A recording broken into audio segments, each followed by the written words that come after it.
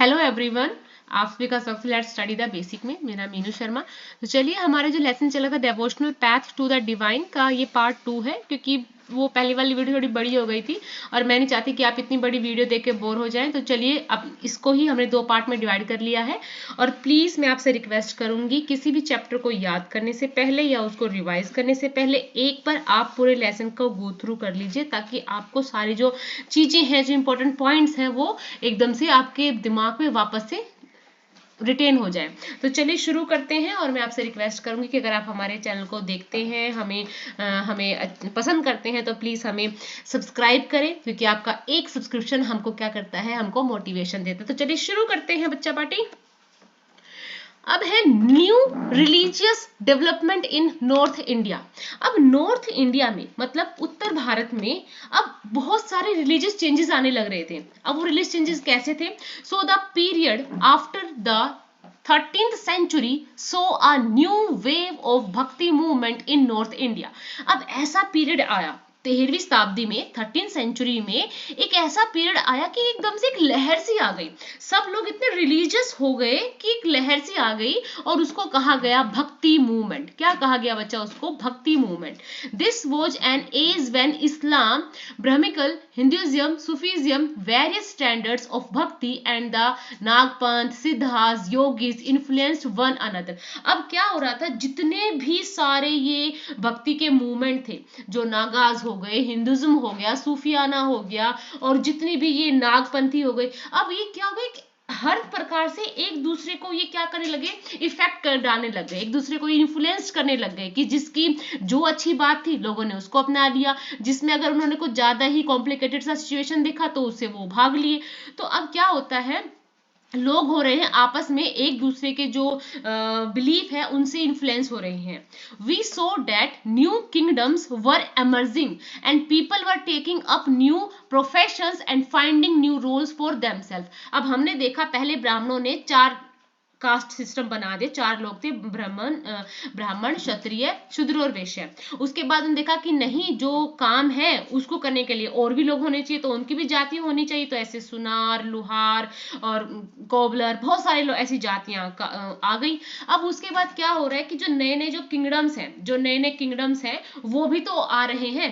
लोग नए नए प्रोफेशंस ढूंढ रहे हैं, अपना काम करने का तरीका ढूंढ रहे हैं, नए नए अपने रोल्स में अपने आप को ढाल रहे हैं। किसी को कुछ काम करना पसंद आ रहा है, किसी को कुछ काम करना पसंद आ रहा है। तो such people, specially craft persons, peasants, traders and labours, throng to listen to these new scent and spread their ideas। अब क्या हो रहा है, जो ये संत लोग हैं, जो सेज हैं, या जो ये विचारक हैं, जो नई नई अपनी एक इन्फ्लुएंस लेकर आ रहे हैं, जब गांव से निकलते हैं तो वहां के जो पीजेंट हैं, जो ट्रेडर्स हैं, लेबर्स हैं, वो उनसे बहुत ज्यादा इन्फ्लुएंस हो रहे हैं उनके विचारों से, कि अच्छा हम अपने दुखों को ऐसे दूर कर सकते हैं, तो चलिए हम इस चीज को फॉलो करेंगे, इस चीज की प्रैक्टिस करेंगे। तो some of them like Kabir and Baba Guru Nanak rejected all orthodox religion. अब देखो, कुछ लोग तो बांध रहे हैं, कुछ लोग भगवान के नाम पे डरा रहे थे उस टाइम, कुछ लोग भगवान के नाम पे डरा भी रहे थे, बट वहीं पे कबीर जी और बाबा गुरु नानक देव वो कह रहे थे कि ऐसे किसी भी जाल में मत फंसो, क्योंकि धर्म हमें स्वतंत्रता देता है, धर्म हमें ऑर्थोडॉक्स नहीं बनाता, धर्म हमें बांधता नहीं है, धर्म हमें विचारों की स्वतंत्रता देता है कि हम अच्छे कर्म करें, किसी को परेशान नहीं करे। जो कबीर जी हैं, बाबा गुरु नानक देव जी हैं, वो रिजेक्ट कर रहे थे जितने भी और जो सब ऑर्थोडॉक्स रिलीजियस बन रहे थे, उनको कह रहे थे कि नहीं भाई, ये कुछ नहीं है, बहुत सारे भगवान को ना मान के आप किसी एक में बिलीव करो, और भगवान आपकी जाति नहीं देखता, भगवान सिर्फ आपका भाव देखता है। Others like Tulsidas and Surdas accepted existing belief and practice but wanted to make these accessible to all। अब वहीं पे तुलसीदास जी और सूरदास जी, ठीक है, तुलसीदास जी और सूरदास जी अन्य संतों की तरह, जो और हमारे सेंट थे उनकी तरह ही उनका भी विश्वास था, और वो चाहते थे कि भगवान की भक्ति करने का मौका या इन विचारों से इन्फ्लुएंस होने का मौका सभी को मिले।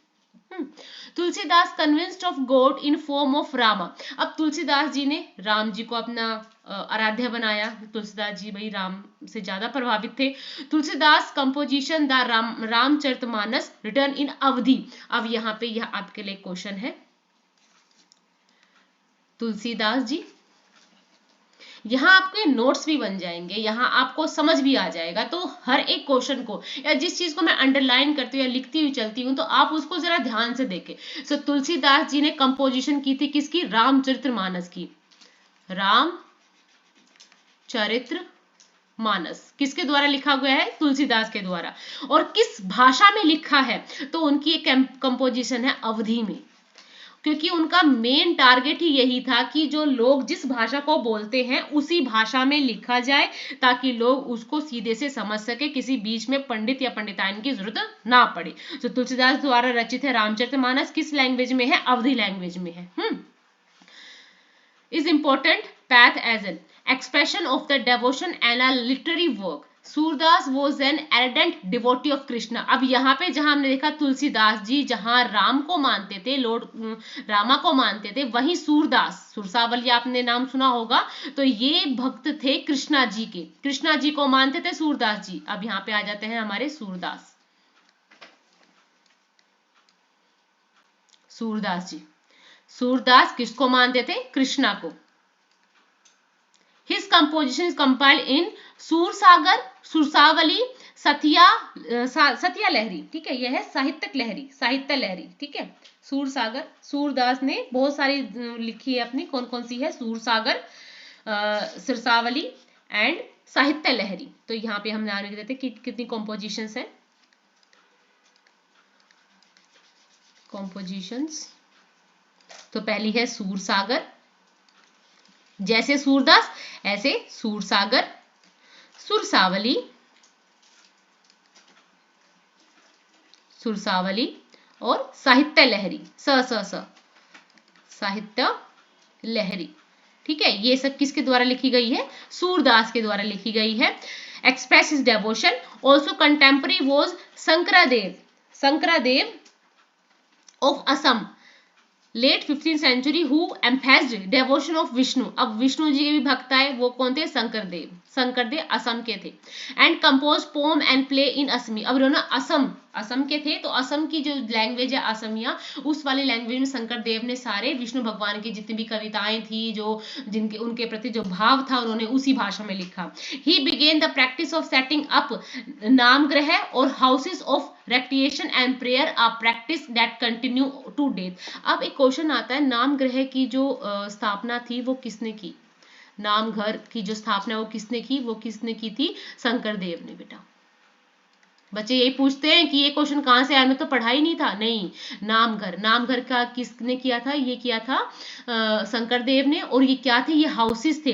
रिक्रिएशन एंड प्रेयर, यहाँ पे ये लोग भगवान जी की प्रेयर करते थे और प्रैक्टिस करते थे। ठीक है, नामघर बहुत इंपॉर्टेंट है ये।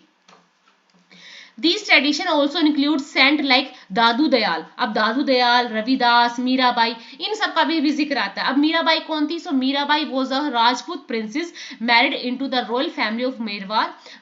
In the 6th century, Mirabai became a disciple of Ravidas, a saint from a caste considered untouchable. अब क्या होता है, मीरा जी के बारे में आपने वैसे कृष्णा का जब भी जिक्र आता है तो मीरा का नाम जरूर आता है। तो मीरा, दादू दयाल, ये रविदास और मीराबाई, ये एक टाइम के ही संत और कवि हुए। ठीक है, इन्होंने भगवान कृष्ण की पूजा की बहुत ज्यादा 6वीं सेंचुरी में। और मीराबाई तो एक राजकुमारी थी। वो राजकुमारी होने के बावजूद भी उन्होंने रविदास, जो एक अनटचेबल कास्ट से आते थे, उनको अपना गुरु बना लिया। अब उन्होंने उनको गुरु बनाया तो लोग तो भाई उनके खिलाफ होने थे ही। ठीक है, ये एक बहुत अच्छा मैप है जहाँ हर एक स्टेट में किस किस सेंचुरी में कब कब क्या क्या हुआ, कौन कौन से जो गुरु थे वो एग्जिस्टेंस में आए। तो ये सब आपके लिए बहुत अच्छा है, आप इसके ऊपर देखिएगा। Devotee of Krishna and compose innumerable bhajans expressing her intense devotion. अब मीराबाई जी ने क्या किया? मीरा जी ने क्या किया? मीरा ने बहुत सारे कृष्णा के लिए बहुत सारे भजन लिखे, अपनी डेवोशन दिखाई। हर songs also openly challenge the norms of the upper caste and became popular with the masses इन राजस्थान, गुजरात। राजस्थान गुजरात का जो एरिया है वहां पे तो मीरा जी के जितनी भी की ऊंची जाति के ऊपर जो उन्होंने खुली चुनौती दी उनके रीति रिवाजों को, तो ऐसे कटाक्ष भरे भजन हैं बहुत सारे, और वहां वो पॉपुलर भी हुई राजस्थान और गुजरात में।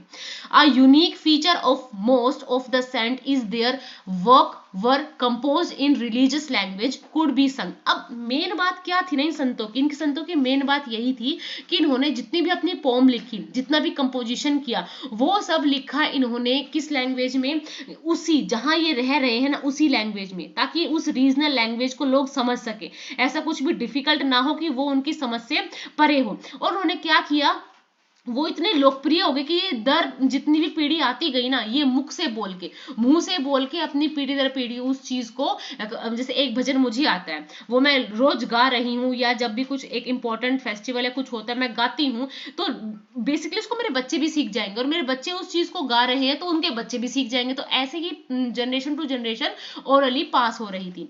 Usually the poorest most deprived communities and women transmitted these songs often adding their own experience. अब क्या होता है, जैसे जैसे कोई चीज आगे बढ़ती है, जैसे से कोई भजन या कोई चीज या कोई पोम आगे बढ़ रही थी, तो लोग जो नीचे जाति वाले के लोग थे, जो वुमेन थी, वो अपने एक्सपीरियंस को भी उसमें जोड़ के उस सॉन्ग को और अच्छा बना रही थी, ताकि उसमें और भाव जुड़ जाए। Thus the songs we have them today are as much a creation of the saint as a generation of people who sang them। कि आज जो हम ये बहुत सारे लोकगीत या कुछ सुनते हैं, ये पुरानी रचनाएं हैं जो धीरे धीरे नया जुड़ता गया और आज वो एक तरीके से नया रूप ले गई।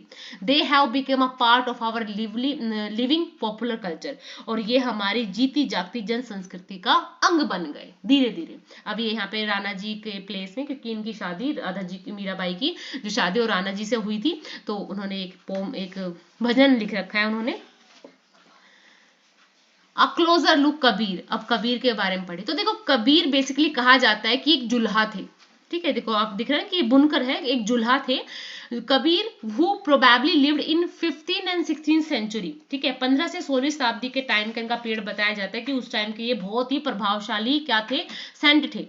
ही was brought up in a family of Muslim Julaha, और ये मुस्लिम जुल्हा थे, वीवर बुनकर थे। ठीक है, सेटल्ड इन और near the city of Banaras. कहाँ के, बनारस के।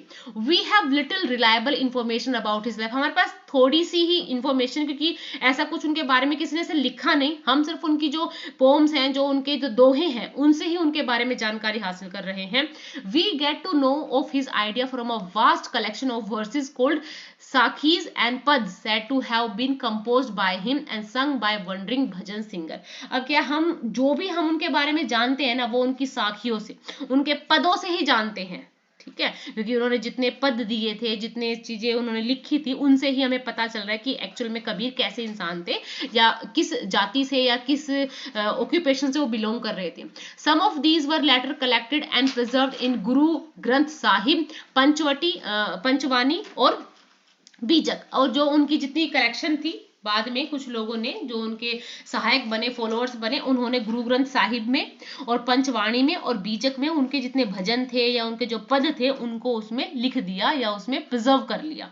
तो मेन बात यही आती है, जो कबीर जी हैं, उनके जो भजन है, कंपोजिशन है, वो कहाँ कलेक्टेड है, सो है गुरु ग्रंथ साहिब में, पंचवाणी में और बीजक में। ठीक है, ये इनके मेन इंपॉर्टेंट है, गुरु ग्रंथ साहिब, पंचवाणी और बीजक। गुरु ग्रंथ साहिब, पंचवाणी, बीजक, याद हो जाएगा। कबीर जी कौन थे, कबीर जी 15-16 सेंचुरी के बहुत इन्फ्लुएंस सेंट थे, और ये मुस्लिम जुलाहा थे। कहाँ थे, बनारस में, वाराणसी के पास। Kabir's teaching were based on a complete, indeed vehement rejection of the major religious tradition। अब जो कबीर जी थे ना, वो जितने भी बेफिजूल के रिचुअल्स थे ना, ये इनके आडंबरों के बिल्कुल खिलाफ थे। कि भाई भगवान उसका नहीं है जो संस्कृत जानता है, भगवान उसका नहीं है जो ऊंची जाति में पैदा हुआ है, इवन दो भगवान सभी के लिए है। जैसे पानी सभी के लिए बना है, ऐसे ही भगवान जी सभी की हेल्प करते हैं, सभी की जो प्रेयर है वो सुनते हैं। His teaching openly ridiculed all form of external worship of both Brahminical Hinduism, Islam, and the preeminence of the priestly classes and the caste system. And the language of his poetry was a form of spoken Hindi widely understood by ordinary people. He also sometimes used cryptic language which is difficult to follow। अभी बताया जो कबीर जी हैं, वो जितने भी आडंबर है सबकी आलोचना करते हैं, ब्राह्मणों के बनाए हुए, इस्लाम के बनाए हुए जितने भी ये वाहियात के आडंबर थे, सबकी आलोचना करते थे कि ऐसा कुछ नहीं है, भगवान की पूजा करना, भगवान से भजन करना बहुत ही सिंपल है। वो यही मानते थे। और उन्होंने अपनी जितनी भी रचनाएं थी वो ऑर्डिनरी लैंग्वेज, जो उस टाइम की वहाँ की लैंग्वेज प्रचलित थी, उसी में उन्होंने अपनी सारी जो कंपोजिशन है उसमें की, अपने पद अपने साखी उसी में ही करे। पर कई बार वो ऐसी रहस्यमयी भाषा का भी प्रयोग करते थे जिसको जानना कठिन हो जाता था। Kabir believed in a formless supreme god and preached that the only path to salvation मोक्ष का वो थ्रू भक्ति और डेवोशन। उन्होंने कहा कोई यज्ञ मत करो, कोई कुछ तपस्या मत करो, सिर्फ आप भगवान का भजन करो। और जो भगवान है उसकी कोई शेप नहीं है, क्योंकि मूर्ति पूजा का भी इन्होंने एक तरीके से कई बार खंडन ही किया था। Kabir Drew his follower from among both Hindus and Muslim. और उनके जो अनुयायी थे, जो उनको फॉलो करने वाले थे, वो हिंदू और मुस्लिम दोनों ही थे। अ क्लोजर लुक बाबा गुरु नानक, बहुत इंपॉर्टेंट है, बहुत सारे क्वेश्चंस आते हैं क्योंकि ये नाम ही इंपॉर्टेंट है और इसका पूरा जो हम पढ़ेंगे वो सब कुछ इंपॉर्टेंट है, तो ध्यान से सुनिएगा। We know more about Baba Guru Nanak Khan about Kabir. हम गुरु नानक देव जी के बारे में ज्यादा जानते हैं, ना कि इतना कबीर के बारे में। बोर्न एट तलवंडी, कहाँ पे जन्म हुआ था? तलवंडी में। गुरु नानक जी का कहाँ जन्म हुआ था? तलवंडी में। नानक साहिब इन पाकिस्तान, नानक साहिब इन पाकिस्तान, अभी ये पाकिस्तान में Nankana Sahib. He travelled widely before establishing a centre at Kartarpur. Our regular worship that considered of the singing of his own hymns were established there for his followers. अब इन्होंने अपना करतारपुर में एक डेरा स्थापित करने से पहले बहुत सारी जगहों की यात्राएं की। करतारपुर में है ना बाबा, डेरा बाबा नानक जी का रावी नदी के पास है करतारपुर, सबने नाम भी सुना होगा। तो वहां पे अपना एक डेरा जमाने से पहले, वहां रहने से पहले, एक पूरा एक वर्शिप का वो करने से पहले वो बहुत जगह उन्होंने ट्रैवल किया। और उन्होंने क्या किया, अपने जो एक अलग प्रकार की वो चीज इनका पद्धति अपनाई कि वो क्या कहते, भजन गाते थे। आपने कहा जब भी आप किसी गुरुद्वारे को पे जाते हो तो वहां पे हुम्स गा रहे होते हैं, है ना, हमेशा कुछ ना कुछ वो गा रहे होते हैं भगवान की अपने गुरु नानक की प्रशंसा में, ठीक है। So irrespective of their former creed, caste और gender, his followers ate together in the common kitchen, जिसको लंगर बोलते हैं। The sacred space thus created by Baba Guru Nanak was known as dharmshala, it is now known as gurdwara. हमें पता है जहां वो लोग गुरु नानक देव जी ने जो धर्मशाला बनवाई थी उसको आज गुरुद्वारा बोल रहे हैं, ठीक है। और वहां पे किसी से भी किसी प्रकार की भेदभाव नहीं होती थी, चाहे वो किसी क्रीड का है, किसी कास्ट का है, किसी जेंडर का है, सब लोग एक साथ बैठ के एक कॉमन किचन में खाना खाते हैं, जिसको हम लंगर कहते हैं। Before his death in 1539 Baba Guru Nanak appointed one of the followers. 1539 में मरने से पहले उन्होंने अपना एक जो फॉलोअर जी के उसका आगे उत्तराधिकारी कौन होगा, उन्होंने उसको चुन लिया था। हिज नेम वाज लहणा, उनका नाम लहणा था। बट अब उनको चुना गया था तो बाद में उनका नाम पड़ गया गुरु अंगद, तो गुरु अंगद का नाम ही लहणा है, ठीक है, Lehna. Signified that he was a part of Baba Guru Nanak himself, की इसका मतलब गुरु अंगद का मतलब ये, अंगद मतलब साथ में रहने वाला, गुरु नानक जी के साथ में रहने वाला।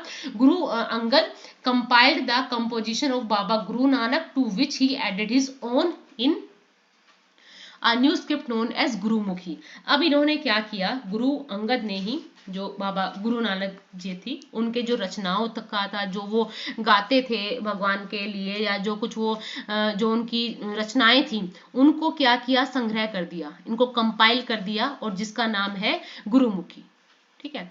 The three successor of Guru Angad also wrote under the name of Nanak, and all of their composition were compiled by Guru Arjun in 1604। अब क्या होता है, गुरु अंगद के बाद 3 उत्तराधिकारी और हुए, और उन्होंने जितनी भी कंपोजिशन थी वो नानक के नाम से ही लिखी, कि उन तीनों का कोई और अलग से नाम नहीं है। उन्होंने जो भी कुछ लिखा वो बाद में उनका नाम सिर्फ नानक ही लिखा गया, ठीक है। और ये सब, और जो ये संग्रह है वो सब 1604 में गुरु अर्जुन जी ने की। Compilation were added the writing of other figures like Sheikh Farid, saint Kabir, Bhakt Namdev, Guru Tegh Bahadur. In 1706 the composition was authenticate by Guru Tegh Bahadur's son successor Guru Gobind Singh. It is now known as Guru Granth Sahib, the holy scriptures of the Sikh. अब क्या होता है कि शेख फरीद, संत कबीर, नामदेव, गुरु तेग बहादुर और जितने भी कई सूफी संत थे ना, तो उन सब की जितनी कंपोजिशन थी वो गुरु अर्जुन जी ने 1604 में एक उस अपनी किताब में डाल दिया, सब कुछ एक कंपोजिशन में डाल दिया। ठीक है। The number of Baba Guru Nanak followers increase through the 16th century. अब 16वीं शताब्दी में बाबा गुरु नानक जी को मानने वालों की जो संख्या है वो बढ़ती चली गई। They belong to a number of caste but traders, agriculturist, artisan and craftsman prominent. क्या हुआ, उनको मानने वाले बहुत सारे लोग थे, जिसपे सबसे ज्यादा मानने वाले कौन थे? व्यापारी थे, एग्रीकल्चर करने वाले थे, कृषि करने वाले थे, जितने भी ये बुनकर हैं या क्राफ्ट पर्सन है वो लोग ज्यादा मानते थे। क्यों? उनकी शिक्षाएं ही ऐसी थी। अब देखते हैं उनकी शिक्षाएं कैसी थी, तो देखते हैं, आओ। The changing historical situation during the 16th century influenced the development of Sikh movement. The ideas of Baba Guru Nanak had a huge impact on the development from the very beginning. He emphasized the importance of worship of one God. अब गुरु नानक देव जी क्या शिक्षाएं थी? तो ये शिक्षाएं थी, he emphasized the importance of the worship of one God. वो सिर्फ एक भगवान को मानते थे। He insists that caste, creed, gender was irrelevant for attending liberation. उन्होंने कहा भगवान की पूजा का अधिकार सभी को है, मतलब भगवान को मानने का अधिकार सभी को है। ठीक है, किसी एक के लिए नहीं है। और हमें मुक्ति पाने के लिए ना किसी कास्ट, क्रीड, जेंडर का कोई फर्क नहीं पड़ता। His idea of liberation was not that a state of inert bliss but rather the pursuit of active life. अब ऐसा नहीं है कि आप बस बैठ के बस भगवान का भजन करो और कुछ मत करो, नहीं, आप अपनी जो लाइफ है उसको बिल्कुल एक्टिव रखो। ठीक है, तो आप एक्टिव रहते रहते भगवान का भजन करो। And he himself use the term, उन्होंने 3 नाम बहुत बताए हैं, वो है नाम, दान, स्नान। नाम, दान, स्नान। कि नाम कि भगवान का नाम लो, दान दान करो, स्नान। ठीक है। His teaching are now remembered as नाम जपना, कीरत करना, वंद चक्रा। ठीक है, वंड छकना, which also underline the importance of right belief and worship, honest living and helping other. Thus Baba Guru Nanak idea of equality had social and political implication. अब देखो इनकी इतनी सिंपल सी टीचिंग थी कि एक ही भगवान है, कास्ट क्रीड का कोई फर्क नहीं पड़ता, हमें नाम, दान, स्नान इसको मानना चाहिए, नाम जपना चाहिए, कीर्तन करना चाहिए, वंड छकना चाहिए। ये सब होता है कि भगवान की एक्चुअल से हम सेवा करनी चाहिए। अगर कोई परेशान है, अगर उसको हम उसकी हेल्प करते हैं, खाना खिलाते हैं, तो हम ऑटोमेटिकली भगवान की पूजा कर रहे हैं, भगवान की सेवा कर रहे हैं। सो thus Baba Guru Nanak ideas of equality had social political implication.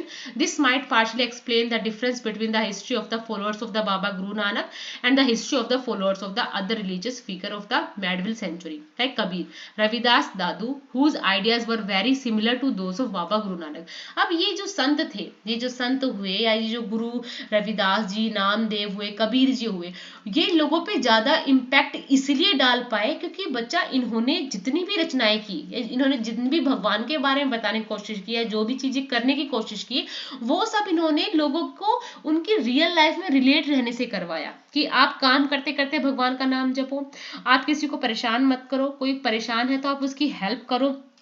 इसी की वजह से लोग उनके फॉलोअर्स बने, ज्यादा फॉलोअर्स बने।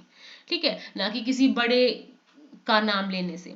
तो यही बात है कि आज जो हमें हमारे जीवन को सरल बनाता है, हमें उसकी बातें ज्यादा अच्छे से पसंद आती है, हम उसको फॉलो भी करना चाहते हैं। तो चलिए अब इसी नोट पे, इस ब्यूटीफुल से नोट पे अपने इस चैप्टर को आज फिनिश करते हैं। आई होप आपको मेरे साथ पढ़ के बहुत अच्छा लगा होगा। अगर आपको कोई भी डाउट है, कोई क्वेरीज है, तो प्लीज आप मुझे कमेंट कर सकते हैं। Thank you and keep watching.